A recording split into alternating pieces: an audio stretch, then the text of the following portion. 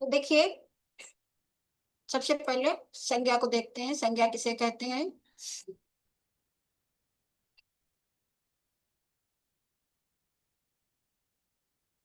जिस शब्द से किसी व्यक्ति, वस्तु, स्थान, भाव, गुण का बोध हो, संज्ञा कहते हैं। देखिए, एक सिंपल सी परिभाषा है इसकी, रटी रटाई, लेकिन हम और भी तरीके से इसको कह सकते हैं कि संज्ञा वह है जो हमें दिखाई देता है या जिसको हम अनुभव करते हैं, उसको संज्ञा कहते हैं। तो इस तरीके से हम इसको कह सकते हैं कि संसार में जो भी चीजें हमें दिखाई देती हैं या जिनका हम अनुभव करते हैं, उसे संज्ञा कहते हैं। देखिए, संज्ञा के पांच भेद होते हैं।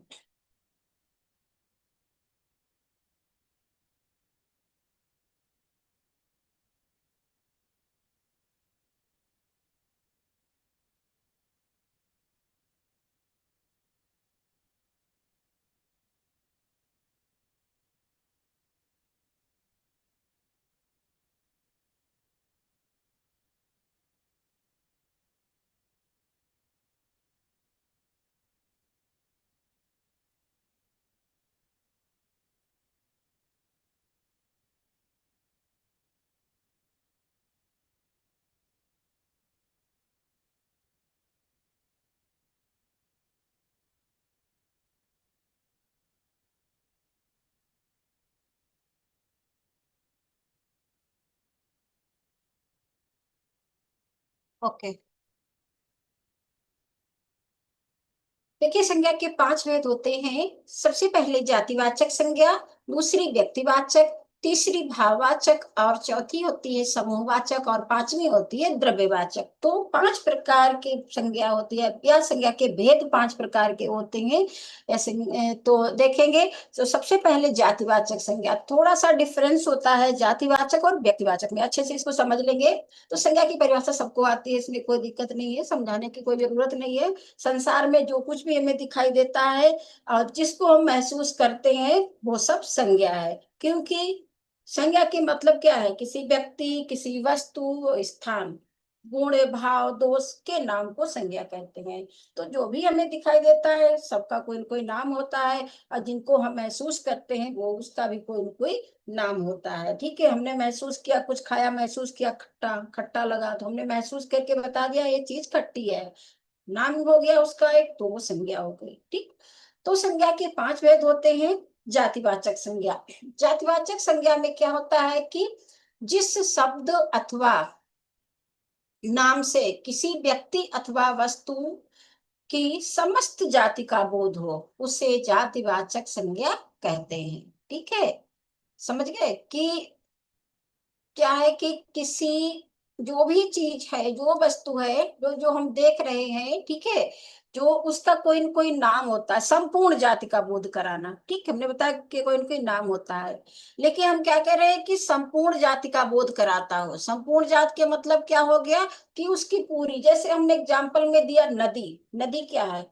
नदी एक नाम है, ठीक है, और इसके अंदर कौन कौन सी नदी है वो अलग है। नदी क्या है? नदी संपूर्ण नदियों का बोध कराती है। ठीक है, एक नाम रख दिया नदी।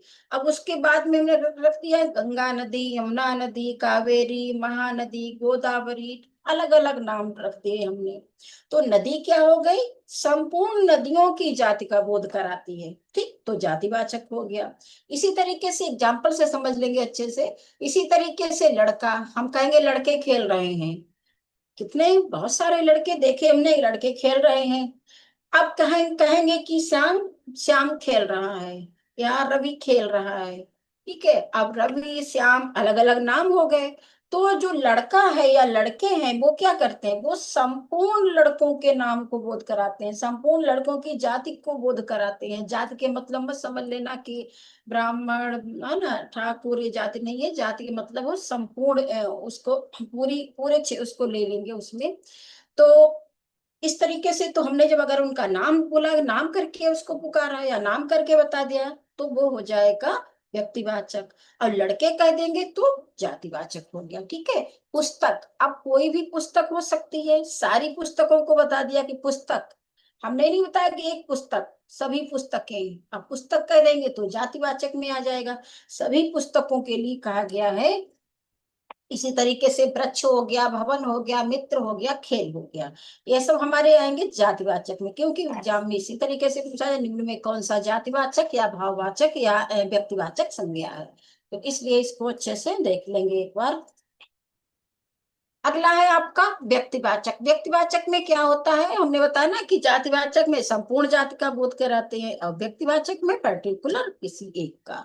जैसे वे शब्द जो किसी एक व्यक्ति अथवा वस्तु का बोध कराते हैं, ठीक, उन्हें व्यक्तिवाचक संज्ञा कहते हैं। जैसे आगरा, ठीक है, श्याम, अब ये हमने बताया था कि लड़का कहेंगे तो जातिवाचक, और श्याम कह देंगे तो व्यक्तिवाचक हो जाएगा। ठीक है, अगर हम कह देंगे शहरों के नाम तो हो जाएगा जातिवाचक, अगर कहेंगे आगरा तो व्यक्तिवाचक। इसी तरीके से हमने पुस्तक का एग्जाम्पल दिया था कि पुस्तक कहेंगे तो जातिवाचक और गीता कह देंगे तो व्यक्तिवाचक हो जाएगा। महात्मा गांधी, हमने एक पर्सन का नाम ले लिया महात्मा गांधी। अगर हम कहेंगे गांधी परिवार, ठीक है, गांधी परिवार कह दिया तो गांधी परिवार में सभी लोग आ जाएंगे, सोनिया गांधी, राहुल गांधी, प्रियंका गांधी, जवाहर, वो महात्मा गांधी, जितने भी गांधी के लोग हैं, इंदिरा गांधी, सभी लोग आ जाएंगे। अगर हम एक विशेष का नाम ले देंगे इंदिरा गांधी तो वो आ जाएगा व्यक्तिवाचक में। अगर गांधी कर देंगे गांधी परिवार तो आ जाएगा जातिवाचक में। ठीक है, पूरी गांधी फैमिली के लिए आ गया। इसी तरीके से हिमालय, अगर हम पर्वत कहते तो हो जाता जातिवाचक में, अगर हमने हिमालय कहा है तो आ जाएगा व्यक्तिवाचक में।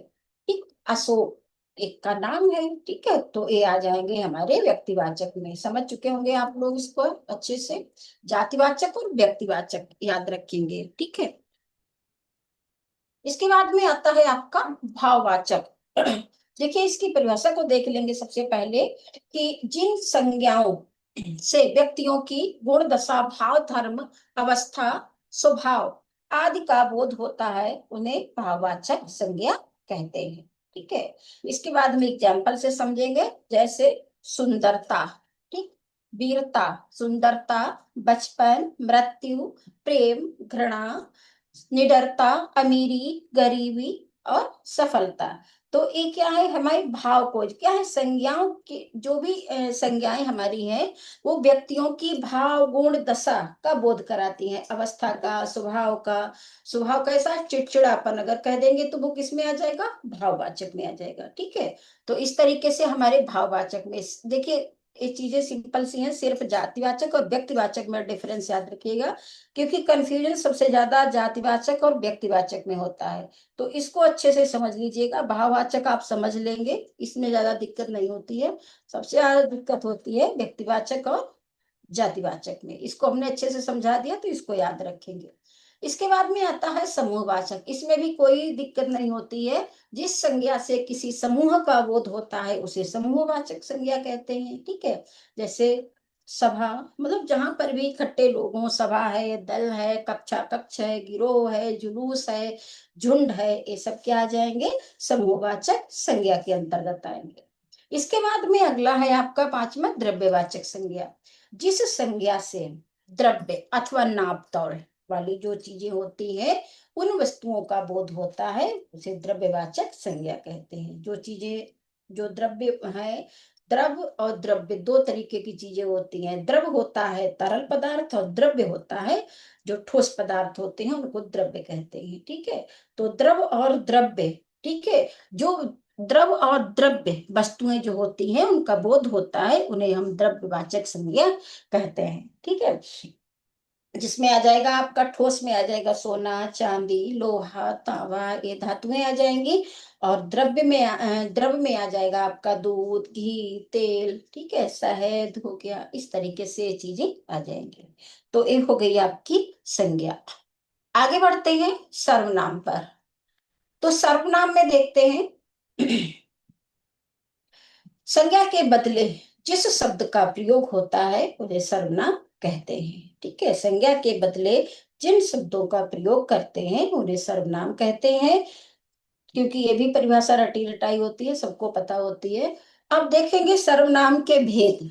ठीक। सर्वनाम के 6 भेद होते हैं। देखिए हिंदी में मूलतः सर्वनाम 11 होते हैं, भी याद रखेंगे कि हिंदी में सर्वनामों की संख्या 11 होती है। ठीक, बहुत समय नहीं है डीपली समझाने का, लेकिन ये चीजें याद रखेंगे कि सर्वनाम की संख्या भी होती है। हाँ, जिनकी संख्या 11 है। तो सबसे पहला देखिए सर्वनाम के भेद में हम आएंगे पुरुषवाचक सर्वनाम। ठीक। पुरुषवाचक सर्वनाम में क्या होता है, जो सर्वनाम वक्ता श्रोता तथा किसी अन्य के लिए प्रयुक्त होता है उसे पुरुषवाचक सर्वनाम कहते हैं। ठीक। अब कैसे इसको समझेंगे हम एग्जाम्पल से, जैसे मैं तू वह, ये शब्द इसमें प्रयोग होते हैं। जैसे उसने मुझे बोला था कि तुम खा रही हो। ठीक। उसने मुझे, इसमें दो लोग होते हैं, एक वक्ता एक श्रोता, एक बोलने वाला और एक सुनने वाला। ठीक है। तो उसने मुझसे कहा था कि तुम खा रही हो। ठीक है, इसमें क्या हो गया कि जो सर्वनाम वक्ता श्रोता तथा किसी अन्य के लिए प्रयुक्त होता है, एक कह रहा है एक सुन रहा है, और किसके लिए, तीसरे के लिए कह रहा है। ठीक है, एक कह रहा है एक सुन रहा है और तीसरे की बात कर रहा है, वो होता है पुरुषवाचक सर्वनाम। ठीक। अब देखेंगे पुरुषवाचक सर्वनाम के भी भेद होते हैं, जिनके 3 भेद होते हैं पुरुषवाचक सर्वनाम के। कौन कौन से, उत्तम पुरुष, मध्यम पुरुष और अन्य पुरुष। तो इसमें होता है उत्तम पुरुष में कौन कौन से शब्द आते हैं, जैसे मैं हो गया, हम हो गया, मुझे, मेरा, मुझको, हमें, हमारा आदि। ये शब्द जहां पे मिले वो उत्तम पुरुष सर्वनाम के अंतर्गत आएगा, उत्तम पुरुष वाचक सर्वनाम के अंतर्गत आएगा। अगला आ जाएगा मध्यम पुरुष वाचक सर्वनाम। इसमें क्या होता है कि तू, तुम, तुझको, तुझे, आप, आपको, आप, इस प्रकार के मध्यम पुरुष में आ जाएंगे। अन्य पुरुष में कौन कौन से शब्द आते हैं, जैसे यह, वह, उन, उनको, उनसे, इन्हें, उन्हें, इसके, इसके, इसने आदि, ये आ जाएंगे हमारे अन्य पुरुष में। ठीक। इसके बाद में हमारा अगला आता है निश्चयवाचक सर्वनाम। पहला हो गया हमारा पुरुषवाचक सर्वनाम। ठीक है,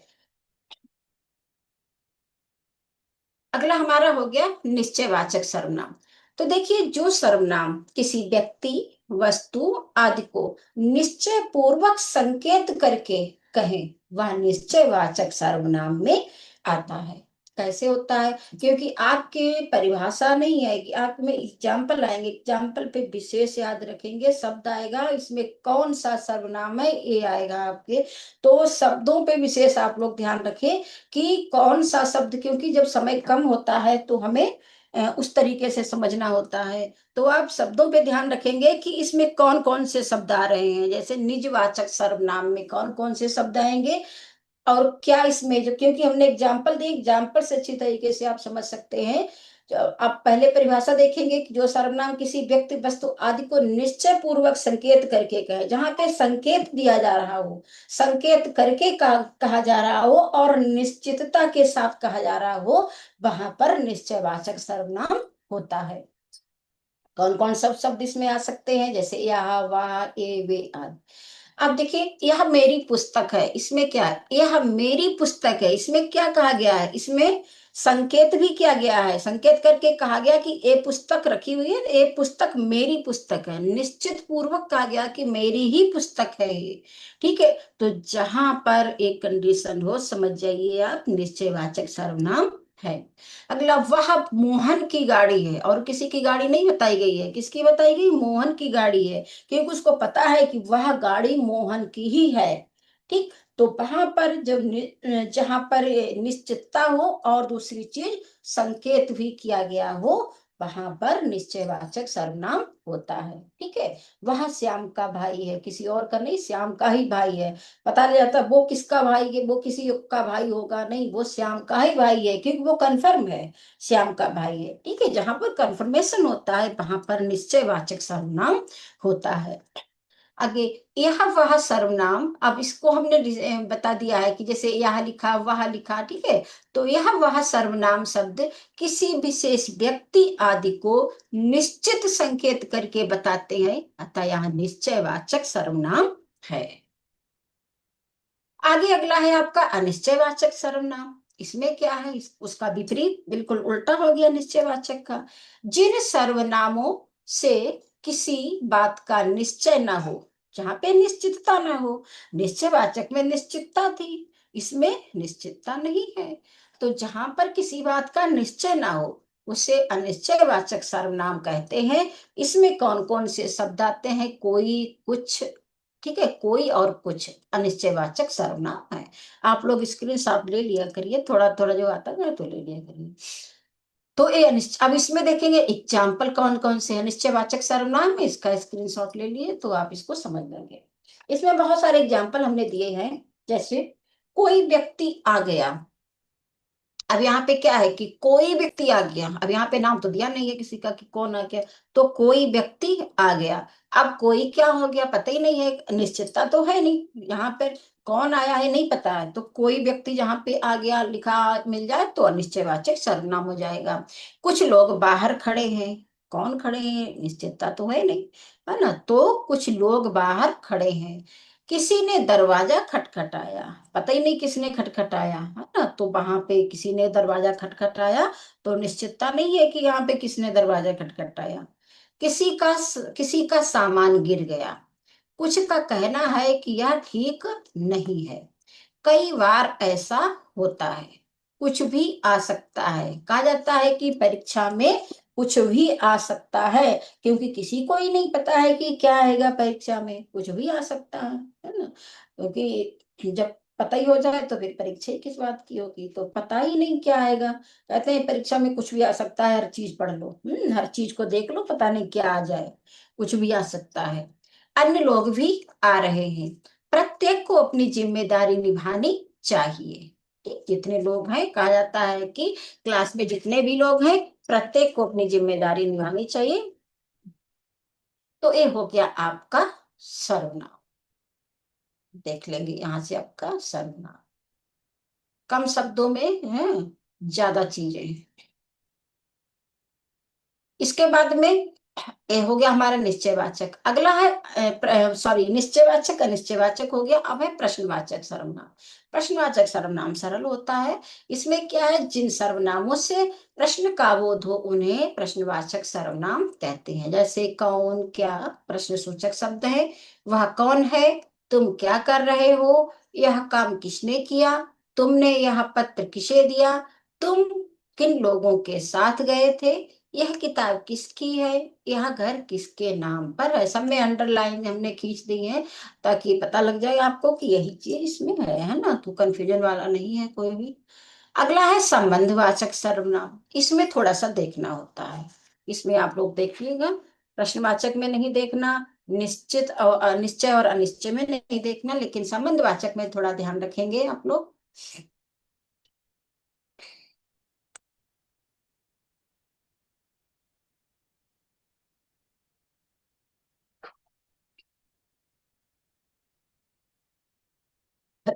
जो सर्वनाम शब्द एक दूसरे के साथ संबंध बताते हैं उन्हें संबंधवाचक सर्वनाम कहते हैं। जो सो शब्द संबंध का बोध कराते हैं, यानी कि जो और सो शब्द बीच में आएगा, ठीक है। जैसे हमने इसीलिए बहुत सारे एग्जाम्पल लिए हैं, हर तरीके के एग्जाम्पल्स हैं आपके सामने। जो बोलेगा वही पुरस्कार पाएगा, तो यहाँ पे क्या हो गया, जो हो गया, इसमें जो बोलेगा वही पुरस्कार पाएगा। पुरस्कार कौन पाएगा, जो बोलेगा। तो जो बोलेगा और पुरस्कार पाएगा, दोनों एक दूसरे से संबंधित हैं, ठीक है। जो बोलेगा वो पुरस्कार पाएगा, तो दोनों एक दूसरे से संबंध हो गया दोनों का, और किससे, जो से जुड़ गया, ठीक। जिस लड़के ने मेहनत की वही पास हुआ, ठीक है, जिसने मेहनत की वही पास हुआ। तो इसमें क्या है, जिस लड़के ने मेहनत की, दो हो गए, तो मेहनत जिसने की वही पास हुआ। कौन पास हुआ, जिसने मेहनत की वही पास हुआ, तो दोनों का संबंध एक दूसरे से है। जिसका भोजन तैयार है वह खा ले, ठीक, जिसका भोजन तैयार हो वो खा ले, ठीक। जिसकी किताबें गायब हुआ वह मुझसे मिले, कौन मुझसे मिलेगा, जिसकी किताबें गायब हुई। तो किताब गायब होने वाला वो मुझसे मिलेगा। जिसकी किताबें गायब हुई, तो किताबें गायब और जिसकी हुई है, दो लोग हैं तो दोनों का संबंध है। किताब गायब होने का संबंध जिससे है वो मुझसे मिले। जिसे जो चाहिए वह ले सकता है, जिनके पास समय है वे आ जाएं।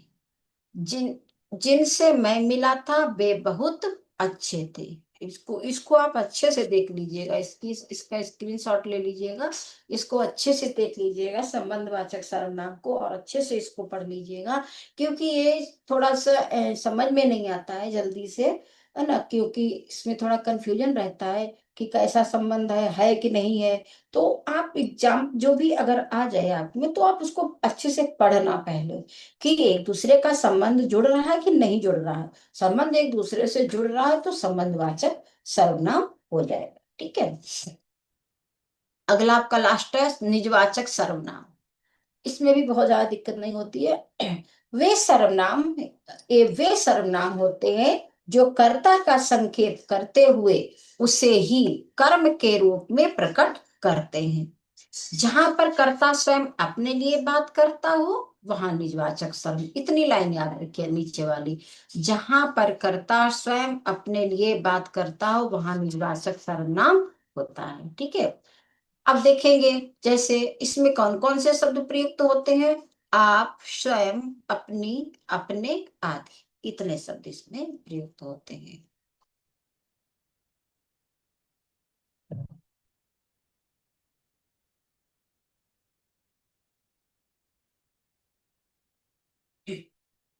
ठीक है, ये चीजें हो गई इसमें। तो इसमें जैसे आप, स्वयं, अपने, अगला उदाहरण में देखते हैं। इसमें राम ने स्वयं खाना बनाया। ठीक, राम ने स्वयं खाना बनाया। अब किस, राम ने क्या बनाया, स्वयं खाना बनाया, मतलब अपने आप खाना बनाया। राम ने अपने आप खाना बनाया, तो अपने आप या स्वयं एक आ गया। ठीक है। तो निजवाचक हो, निजवाचक मतलब निज माने स्वयं, बोल, वाचक माने बोलने। ठीक है, स्वयं अपने लिए जो कर कह रहा हो। ठीक। उसने स्वयं को शीशे में देखा, तो इसने किसको देखा, स्वयं को शीशे में देखा। ठीक। तुम अपना काम स्वयं करो, उन्होंने स्वयं ही निर्णय लिया। बच्चा अपने खिलौने स्वयं उठाता है।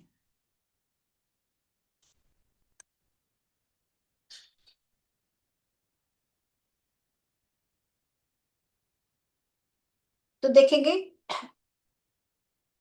सीता ने स्वयं अपने बाल बनाए, मतलब चोटी बनाई। ठीक है। तो क्या इसमें आपको क्या याद रखना है, स्वयं वाली चीज याद रखनी है। जैसे जहां पर अपने आप के लिए आ जाए, जैसे ये आ गया आपका स्वयं, स्वयं वाला आ गया। ठीक है, ये आ गया आपका।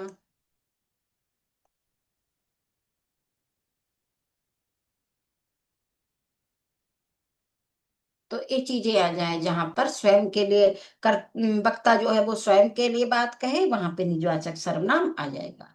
तो ये आपका सर्वनाम हो गया, संज्ञा सर्वनाम। अगला देखते हैं, ये क्रिया है आपकी, ये आपकी क्रिया है। तो क्रिया में क्या है कि जिन शब्दों से किसी काम का करना अथवा होना पाया जाता है उन्हें क्रिया कहते हैं। ये भी हमारी परिभाषा सिंपल सी है। ठीक है। खाना, पीना, रहना, जाना, सोना, खान, रोना, हर चीज, जितनी भी हमारी क्रिया, बहुत सारी क्रियाएं हैं हमारी। तो ये सब क्रियाएं होती हैं। आगे हम आगे की चीजों को देखते हैं कि धातु, अब देखेंगे धातु, धातु क्रिया का क्या संबंध है। देखिए, क्रिया के मूल रूप को धातु कहते हैं। आपने संस्कृत में धातु सुना होगा, है ना, और पहले पढ़ा भी होगा संस्कृत में कि धातुएं होती हैं। तो हमारी हिंदी में जो क्रिया होती है उसके, उसका जो मूल रूप होता है, उसके जो मूल रूप को हम क्या कहते हैं, धातु कहते हैं। जैसे धातु पद से ही क्रियापद का निर्माण होता है, इसीलिए क्रिया के वे सभी रूपों में धातु उपस्थित रहती है। ठीक। जैसे क्या है कि चलना, चलना हमारी क्या है, क्रिया है। ठीक है। इसमें धातु क्या है हमारी, चल धातु है। ठीक है, चल धातु हो गई, चलना हमारी क्रिया है। और इसमें धातु कौन सी हो गई, चल धातु हो गई। इसी प्रकार से अब देखेंगे कि धातु में ना प्रत्यय जोड़कर क्रिया का निर्माण होता है। चल ना, ना हमारा क्या हो गया, प्रत्यय हो गया, पढ़ेंगे प्रत्यय आपका रह गया अभी। तो इसमें क्या है कि चल धातु है हमारी, और इसमें ना प्रत्यय तो जोड़ दिया, तो हमारा क्या बन गया, तो हमारी क्रिया बन गई। ठीक। अब देखेंगे धातु के प्रकार। धातुएं दो प्रकार की होती हैं, कौन सी, एक तो मूल धातु होती है, दूसरी यौगिक धातु होती है। मूल धातु क्या होती है, यह स्वतंत्र होती है तथा किसी अन्य शब्द पर निर्भर नहीं होती है, मूल धातु जिसको कहते हैं। ठीक है। तो कैसे, जैसे जा, खा, पी, रहे आदि, ये बिल्कुल स्वतंत्र होती है, किसी अन्य शब्द पर ये निर्भर, क्योंकि स्वयं में सिंगल है तो किस पे निर्भर होगी, है ना। तो ये किसी पर भी निर्भर नहीं होती है। अब यौगिक, यौगिक पहले ही हमारे शब्द से ही यौगिक मतलब जुड़ना। ठीक है, जोड़। यौगिक मूल धातु में प्रत्यय लगाकर बनाई जाते हैं। ठीक, ये तीन प्रकार की होती हैं। जैसे इसमें जो मूल धातु है हमारी, इसमें प्रत्यय लगा के, अब हमने बताया था, ऊपर बताया आपको कि ना प्रत्यय जोड़ देंगे तो क्या हो जाएगा, जाना हो जाएगा। अब वो तीन प्रकार की होती हैं। अब देखेंगे इसमें कौन कौन से होते हैं। जैसे सबसे पहले होती है प्रेरणार्थक क्रिया। ठीक। प्रेरणार्थक क्रियाएं अकर्मक तथा सकर्मक क्रियाओं के मिलने से बनती है। यौगिक क्रियाएं तीन प्रकार की होती हैं। तो सबसे पहली हो गई हमारी प्रेरणार्थक क्रिया। प्रेरणार्थक क्रियाएं अकर्मक तथा सकर्मक क्रियाओं के मिलने से बनती है। जैसे हमारा मूल धातु क्या है, मूल धातु हमारी है सोना। ठीक है, तो सोना हो गई। अब इसमें प्रेरणार्थक क्रिया को कौन सी हो जाएगी, सुलबाना या सुलाना। ये हमारी प्रेरणार्थक क्रिया हो गई, सुलवाना या सुनाना। मूल धातु हमारी क्या है, सोना। इसी इसी तरीके से उठना हमारी क्या हो गई, मूल धातु हो गई। ठीक है। और प्रेरणार्थक क्रिया कौन सी हो गई, उठवाना या उठाना। इसी तरीके से हमारी देना जो है वो मूल धातु हो गई, और इसका जो है प्रेरणार्थक क्रिया कौन सी हो गई, दिलवाना या दिलाना। पीना, पिलवाना या पिलाना, करना, करवाना या कराना। ठीक है। इसके बाद में अगले आती है आपकी, नंबर एक तो हो गई आपकी प्रेरणार्थक क्रिया, और दूसरी होती है यौगिक क्रिया। इसमें क्या आता है कि दो या दो से अधिक धातुओं के संयोग से यौगिक क्रिया बनती है। जैसे उठ से, बैठ से बैठना, उठ सा जाना, चलना, फिरना, रोना, धोना, ये हमारी क्या हो गई, यौगिक क्रियाएं हो गई। ठीक है। अगली है आपकी नाम धातु क्रिया। संज्ञा अथवा विशेषण से बनने वाली धातु को नाम धातु कहते हैं। जैसे बात से बतियाना। ठीक, बात से बतियाना, ये नाम धातु संज्ञा अथवा विशेषण से बनती है, इसीलिए इनको नाम धातु कहते हैं। ठीक। अगली आपकी, ये देखिए इंपॉर्टेंट नहीं है ज्यादा आपके लिए, इसीलिए हम इसको जल्दी जल्दी ले रहे हैं। हाँ, क्रिया के प्रकार। अब देखिए, अब ये चीज आपके लिए इंपॉर्टेंट है। क्रिया के प्रकार, क्रिया दो प्रकार की होती है, एक तो अकर्मक क्रिया, दूसरी सकर्मक क्रिया। ये भी आपके लिए बहुत इंपॉर्टेंट है। देखिए अकर्मक क्रिया में क्या होता है कि वह क्रिया जिसमें कर्म की आवश्यकता नहीं, आ माने नहीं, कर्म माने कर्म। ठीक है, इसको हम विच्छेद कर देंगे, तो अकर्मक जिसमें कर्म नहीं हो उसको अकर्मक क्रिया कहते हैं। जैसे मोहन हंसता है। ठीक है, इसमें कर्म नहीं है, क्रिया का सीधा प्रभाव किस पे पड़ा है, कर्ता पर पड़ा है। ठीक। जैसे हंसना, कौन हंसता है, हंसने का प्रभाव किस पर है, मोहन पर सीधा पड़ा है, क्योंकि बीच में क्रिया, सॉरी, कर्म नहीं है। ठीक है। तो इसमें जो है क्रिया का सीधा प्रभाव कर्ता पर पड़ रहा है, मोहन पर पड़ रहा है। ठीक है। इस तरीके से राधा रोती है, जी घबराता है, गिलास भरा है। ठीक है, एग्जाम्पल से देखना। सकर्मक क्रिया वह क्रिया जिसमें कर्म होता है, सकर्मक क्रिया कहलाती है। जैसे अब इसमें कर्म है, कर्म है, सीता गाना गाती है। ठीक है, आप देखेंगे सीता क्या हो गया, कर्ता हो गई हमारी, गाती है ये क्या हो गया, एक हमारी क्रिया हो गई। अब गाना क्या हो गया, कर्म हो गया। ठीक है, तीनों चीजें इसमें है। तो इसमें गीत जो है या गाना जो है वो क्या हो गया, हमारा कर्म हो गया। मोहन फल खाता है, इसमें फल क्या है, कर्म है, मोहन क्या है, करता है, और खाता, ये खाना क्या हो गया, जो खाता है ये है हमारी क्रिया हो गई। ठीक है। तो मोहन क्या खाता है, फल खाता है, क्योंकि इसमें जो है क्वेश्चन से हम इसको देख लेते हैं, क्वेश्चन करके देखते हैं। तो क्वेश्चन से ही हमारा अगर कर्म आता है, सीता गाती है, क्या गाती है? गाना गाती है। अब गाना हमारा क्या हो गया? कर्म हो गया, ठीक है। तो सीता गाती है, क्या गाती है? गाना गाती है। मोहन खाता है, अगर खाली मोहन खाता है आ जाए तो क्या हो जाएगा? हमारा अकर्मक क्रिया हो जाएगी, ठीक है। अब मोहन फल खाता है, मोहन क्या खाता है? क्वेश्चन करेंगे तो मोहन फल खाता है, ठीक है। तो फल हमारा हो जाएगा कर्म। अब देखिए क्रिया के कुछ अन्य भी और भी अन्य भेद होते हैं, जैसे सहायक क्रिया। सहायक क्रिया मुख्य क्रिया के साथ प्रयुक्त होकर अर्थ को स्पष्ट एवं पूर्ण करने में सहायक होती है।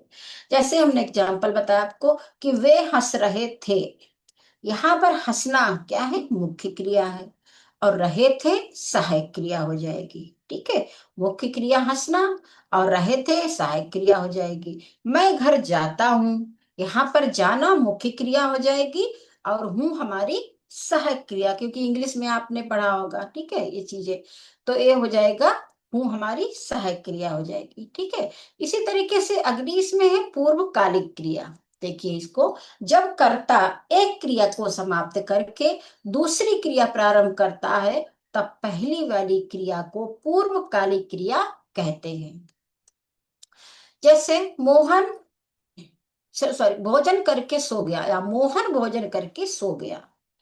तो इस यहाँ पर भोजन करके पूर्वकालिक क्रिया हुई, ठीक है, जिसे करने के बाद उसने दूसरी क्रिया संपन्न की, क्या की? सो गया, ठीक है। भोजन करके सो गया, भोजन किया पहली क्रिया, और सोना दूसरी क्रिया। तो एक क्रिया को खत्म करके दूसरी क्रिया संपन्न कर कौन सी कहलाती है? पूर्वकालिक, पूर्वकालिक क्रिया कहलाती है। अगली है आपकी नामबोधक क्रिया। संज्ञा अथवा विशेषण के जुड़ने पर नामबोधक क्रिया बनती है, ठीक। कैसे बनती? जैसे संज्ञा प्लस क्रिया, ठीक है। अब संज्ञा प्लस क्रिया को जोड़ देंगे तो नाम बोधक क्रिया बनेगी। कैसे जोड़ेंगे? संज्ञा हमारा, जैसे हमने बोल दिया कि रक्त खौलना। अब रक्त खौलना में कौन सी संज्ञा है, कौन सी खौलना हमारी क्या हो जाएगी? क्रिया हो जाएगी, और रक्त हमारी संज्ञा हो जाएगी। तो इनको मिलाकर के क्या होगा? नाम बोधक क्रिया कहलाएगी। जैसे लाठी मारना, तो मारना हमारी क्रिया हो गई, और लाठी हमारी क्या हो गई? संज्ञा हो गई।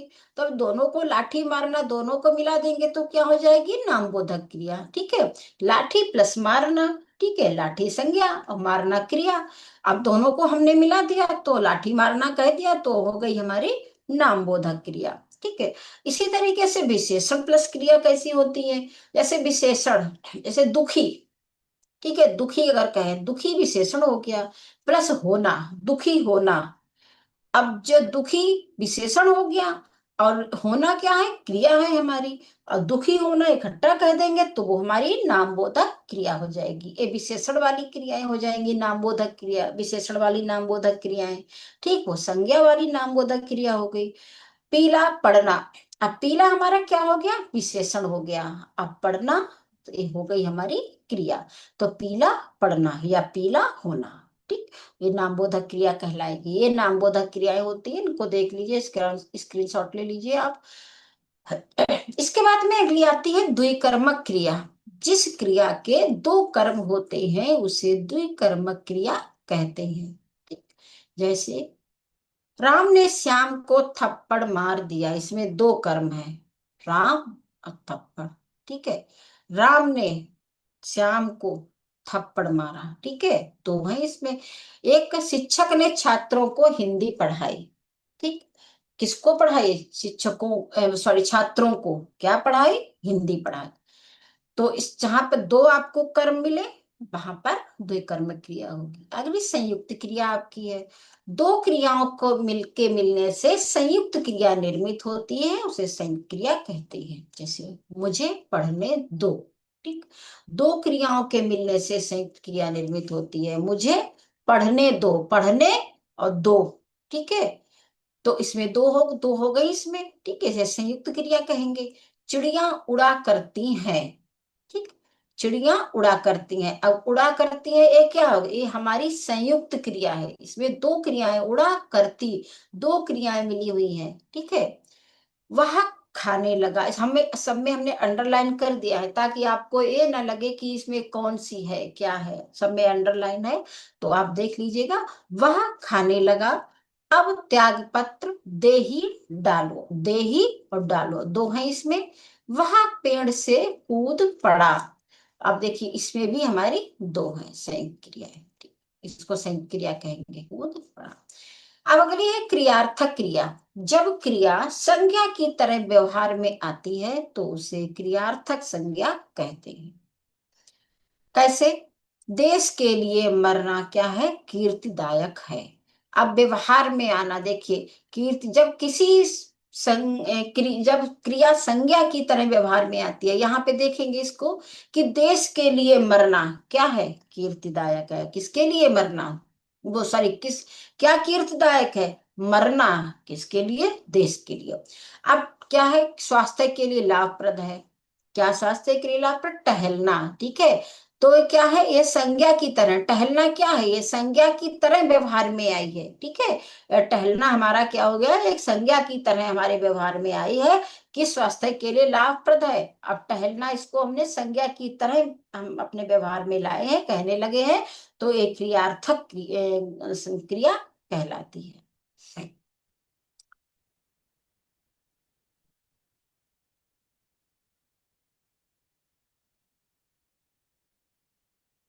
अगला हमारे है विशेषण,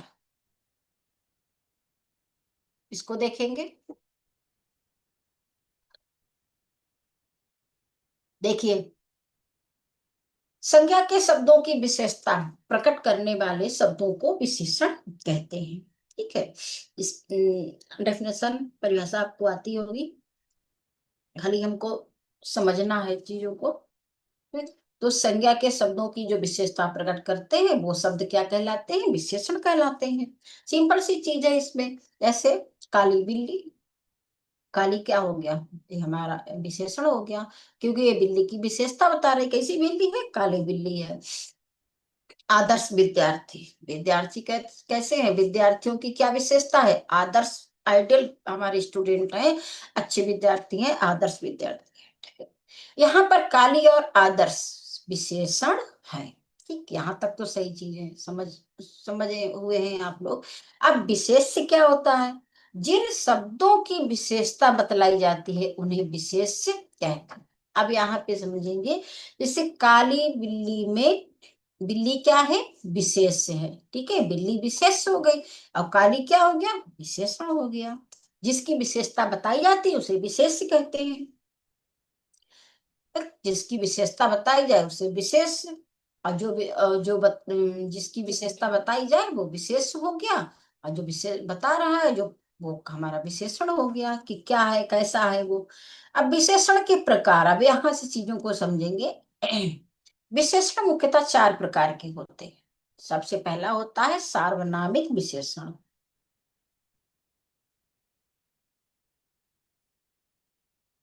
सार्वनामिक विशेषण क्या होता है, जो सर्वनाम किसी संज्ञा के पहले आकर उस संज्ञा की ओर संकेत करता है। एक डबल संज्ञा लिख गया है, ये डबल लिख गया, इसको नहीं समझ पढ़ना, इसी को खाली देखना। उस संज्ञा की ओर संकेत करता है या संज्ञा को दर्शाता है, उसे सार्वनामिक विशेषण कहते हैं। यानी ये स्वयं सर्वनाम के जैसे शब्द होते हैं, लेकिन संज्ञा के साथ मिलकर उसकी विशेषता बताते हैं। कैसे बताते हैं भाई विशेषता सार्वनामिक विशेषण में, यह पुस्तक मेरी है। अब इसमें देखेंगे कि जो सर्वनाम किसी संज्ञा के पहले आकर, ठीक है, उस संज्ञा की ओर संकेत करता है या संज्ञा को दर्शाता है, ठीक है। अब देखेंगे, या स्वयं सर्वनाम के जैसे शब्द होते हैं लेकिन संज्ञा के साथ मिलकर उसकी विशेषता बताते हैं। यह पुस्तक मेरी है। अब इसमें यह क्या है, ये हमारा सार्वनामिक विशेषण है। वह लड़का तेज है, ठीक, वह लड़का तेज है। अब हमारा लड़का क्या हो गया, जैसे पुस्तक थी हमारी, ये संज्ञा है। इसी तरीके से लड़का हमारा क्या है, संज्ञा है।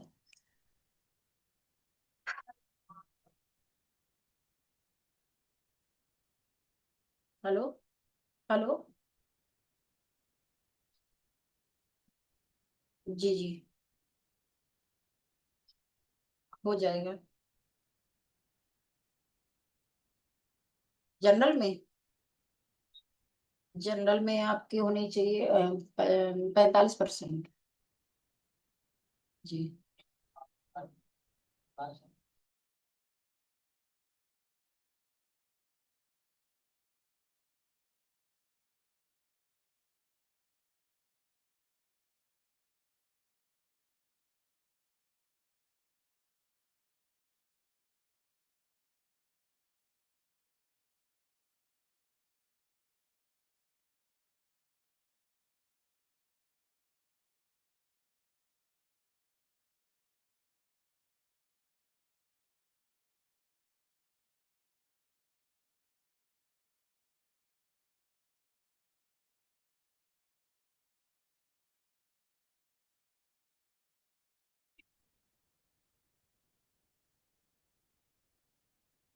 वह लड़का तेज है।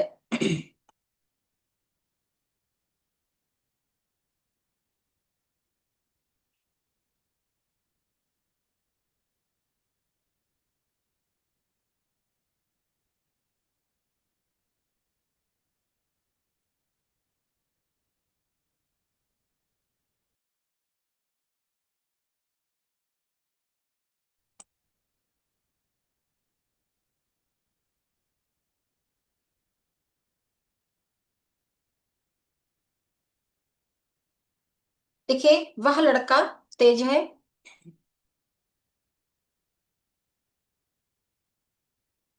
1 मिनट।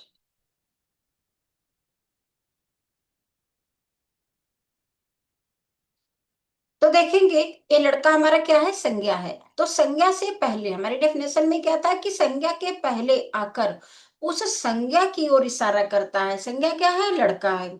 तो लड़के की ओर इशारा कर रहा है, उस लड़के की ओर इशारा कर रहा है कि वह लड़का तेज है। ठीक है, इसको समझ लेंगे, अंडरलाइन हमने कर दी है, लेकिन इसको समझ लें बहुत अच्छे तरीके से। सार्वनामिक विशेषण ये भी बहुत इंपॉर्टेंट है। तो यह पुस्तक मेरी है। ठीक है, पुस्तक क्या है, हमारी संज्ञा है।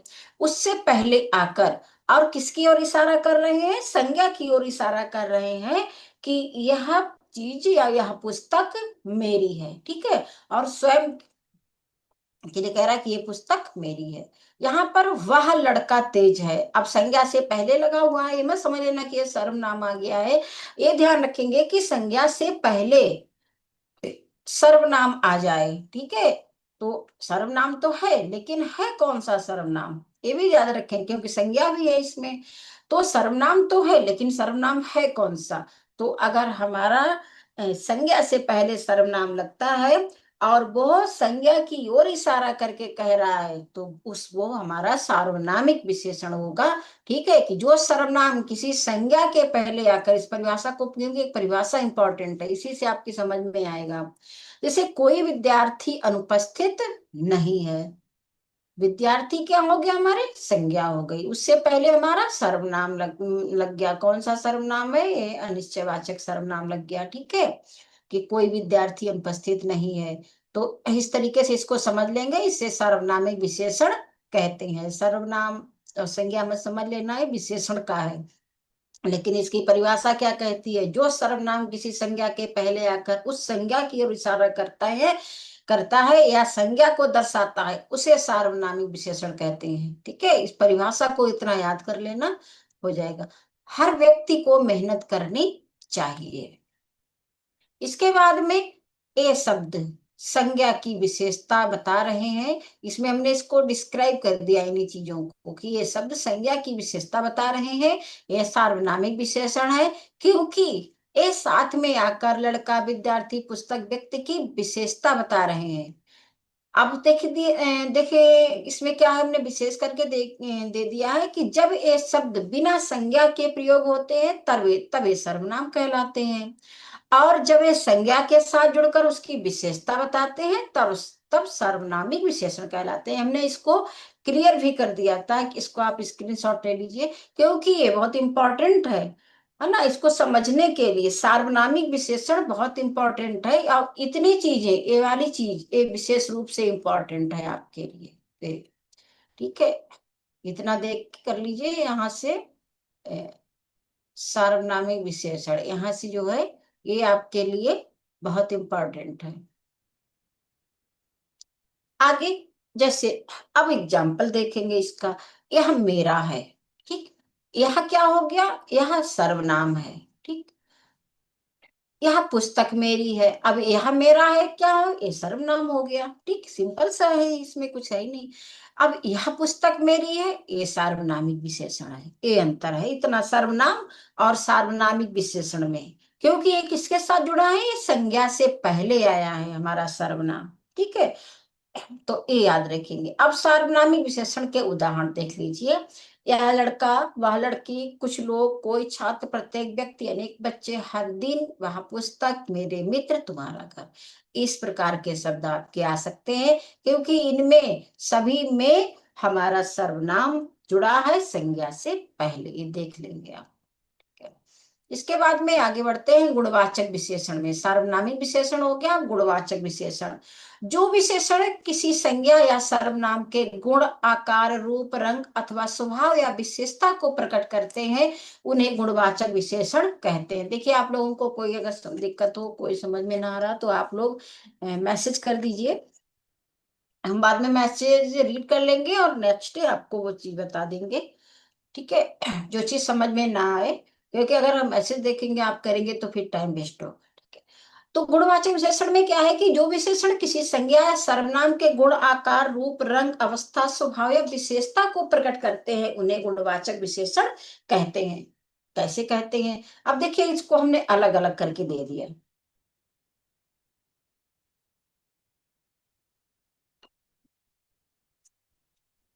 जैसे जैसे कालबोधक है, मतलब समय, ठीक है। कालबोधक में समय। प्राचीन, ताजा, पुराना, नया, मौसमी, बासा, नवीन आदि। अब क्या है, ये शब्द है आपके, ठीक है। अब गुणवाचक विशेषण में क्या है कि जो विशेषण किसी संज्ञा सर्वनाम के गुण, जैसे प्राचीन, प्राचीन क्या हो गया, ये गुण हो गया है ना। ये ये कालबोधक मतलब समय को दर्शाए, ये सारे एग्जाम्पल्स के शब्द हैं। हमने इसको ऐसे करके दे दिया, इनको हम एक लाइन में भी सभी को लिख सकते थे, लेकिन इनको ना अलग अलग करके दे दिया हमने। जिससे कालबोधक में इस प्रकार के शब्द आएंगे, गुणबोधक में ऐसे शब्द आएंगे, रंग बोधक में ये आएंगे, दशा बोधक में ये आएंगे, आकार बोधक में इस प्रकार के आएंगे।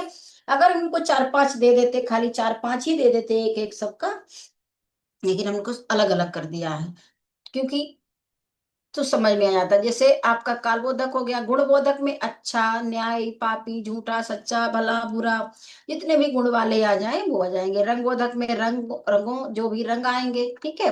दशाबोधक मोटा, पतला, युवा, वृद्धा, जवान, सूखा, गीला, ये सब आ जाएंगे। आकार बोधक में जो आकार संबंधित है, लंबा, चौड़ा, पतला, तिकोना, चौकोर, ये सब आ जाएंगे।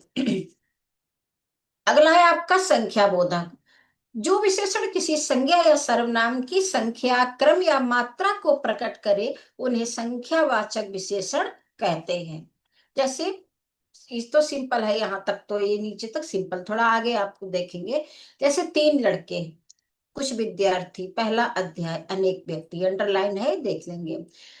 तो एक क्या है हमारी संख्यावाचक विशेषण, जिसमें संख्या जो है ना, जो विशेषण किसी संज्ञा या सर्वनाम की संख्या होता है ना, उस या क्रम या मात्रा प्रकट करे उन्हें संख्यावाचक सर्वनाम कहते हैं। अब संख्यावाचक विशेषण के भेद देखेंगे। संख्यावाचक विशेषण के चार भेद हमने आपको इसमें दिए दिए हुए हैं। तो चार भेद होते हैं। जैसे सबसे पहला पूर्ण संख्यावाचक विशेषण, इसमें पूर्ण संख्या का प्रयोग होता है। जैसे पूर्ण संख्या दी हुई होती है, जैसे दो मित्र, दो पूर्ण संख्या है, आठ लड़के, पांच खिलाड़ी, चार पशु, ठीक। तो ये पूर्ण संख्यावाचक हो गया। इसी तरीके से अपूर्ण संख्यावाचक विशेषण, इसमें अपूर्ण संख्या का बोध होता है या प्रयोग होता है। अपूर्ण संख्या जैसे यहाँ 1.25 किलो लिखा है, ठीक है, 2.5 किलोमीटर, 2.25 मीटर, 4.5 किलो। अब ये क्या है, ये संख्या अपूर्ण है, पूर्ण नहीं है। और यहाँ क्या है, संख्या हमारी पूर्ण है। तो पूर्ण संख्यावाचक में संख्या पूरी होगी, अपूर्ण संख्यावाचक में पौना, ढाई, सवा, साढ़े ये दिए हुए होंगे, अंतर इतना है। अगला है हमारा क्रमवाचक विशेषण, ठीक है, क्रम संख्यावाचक विशेषण। यह विशेष्य की क्रमागत संख्या यानी विशेष्य के क्रम को बतलाता है। जैसे इसमें क्रमागत संख्याएं आएंगी, क्रम वाली जो संख्या, जैसे पहली, दूसरी, तीसरी, चौथी, इस प्रकार से आती हैं। पहली कक्षा में बच्चा पढ़ता है तो पहली है ना, क्रम से, जो क्रमात्मक मतलब होता है जो क्रम अनुसार, पहला, दूसरा, तीसरा, एक क्रम होता है, इसको क्रमात्मक संख्या कहते हैं, ठीक है। इस पंक्ति में तीसरा आदमी बहुत ईमानदार है, तीसरा आ गया। पुस्तक का पहला अध्याय खोलो, दूसरा प्रश्न महत्वपूर्ण है, तो एक क्रमात्मक संख्या हो गई, ठीक है। तो क्रम संख्यावाचक विशेषण हो गया। अगला है आवृत्तिवाचक विशेषण। यह विशेष्य में किसी इकाई की आवृत्ति की संख्या बतलाता है।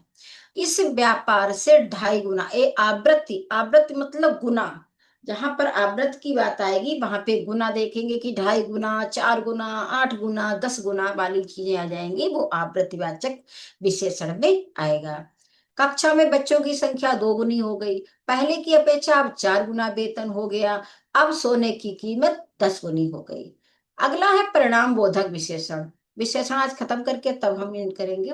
परिणाम बोधक विशेषण में जिन विशेषणों से संज्ञा अथवा उनके परिणाम का बोध होता है उन्हें परिणाम बोधक विशेषण कहते हैं। ये 2 प्रकार के होते हैं, एक निश्चित परिणाम बोधक, एक अनिश्चित परिणाम बोधक। निश्चित परिणाम बोधक में देखते हैं कि इसमें एक निश्चित मात्रा होती है, ठीक है। जैसे परिणाम माने होता है हाँ, तो इसमें एक निश्चित मात्रा होती है, जैसे 20 किलो चावल ले आओ, ठीक है, 5 कुंटल गेहूं खरीद लिए, 30 किलो दूध लाया हूँ, 30 किलो घी भंडारे में लगा है। अनिश्चित मात्रा में क्या होता है, इसमें मात्रा निश्चित नहीं होती है, परिमाण होना चाहिए। यहाँ पे परिणाम लिखा हुआ है, परिमाण कर लेंगे आप लोग, इसमें इसमें इसमें जो है परिमाण कर लेंगे। परिमाण माने होता है नाप, माप, ठीक है।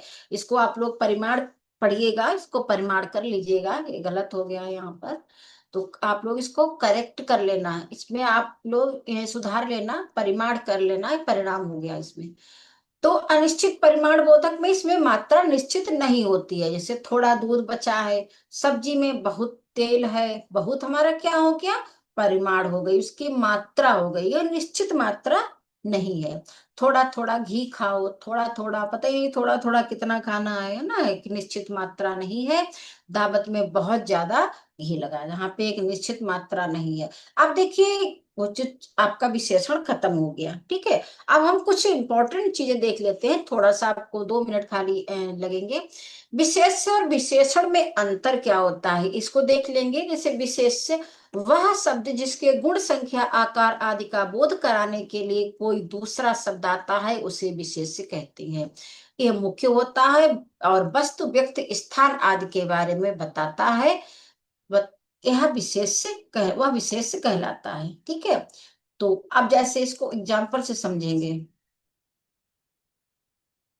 जैसे लाल फूल, यहाँ फूल विशेष से, क्योंकि इसके बारे में पहले भी आपको बता चुके हैं, इसलिए थोड़ा जल्दी कर रहे हैं इसमें।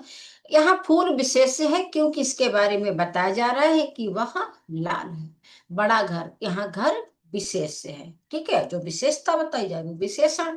वह शब्द जो विशेष की विशेषता, गुण, संख्या, रूप, रंग आदि बताता है उसे विशेषण कहते हैं। काली गाय, यहाँ काली विशेषण है क्योंकि गाय की विशेषता बता रहा है।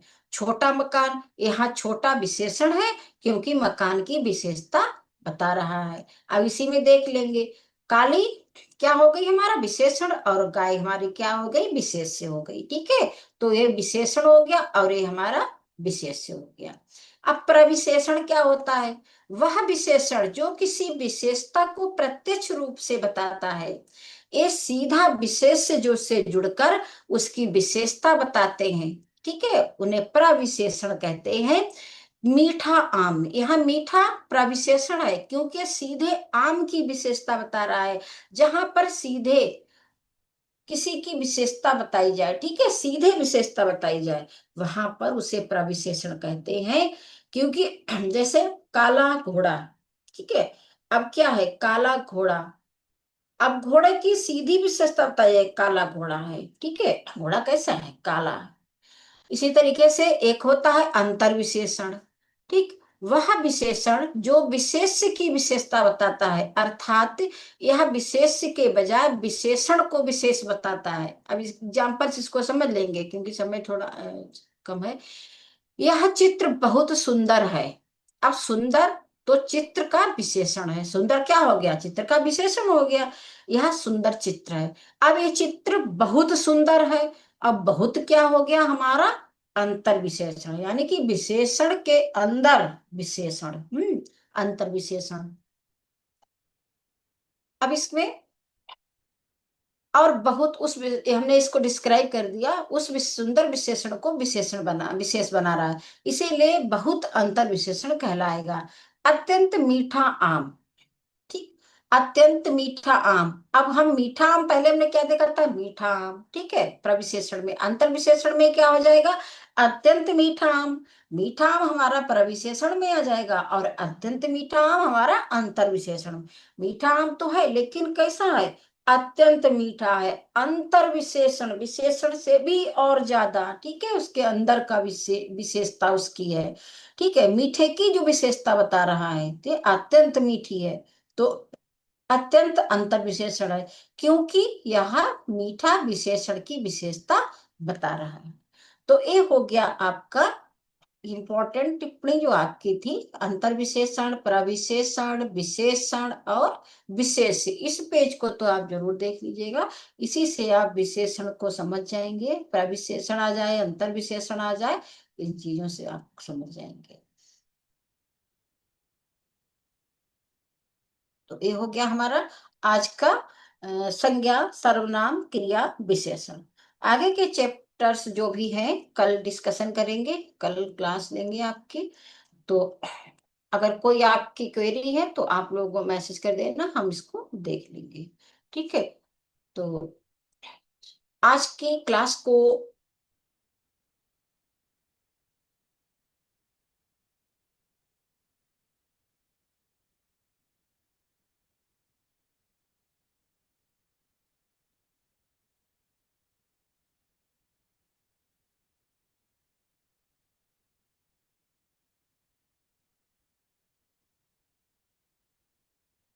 चलो आज की क्लास को एंड करते हैं।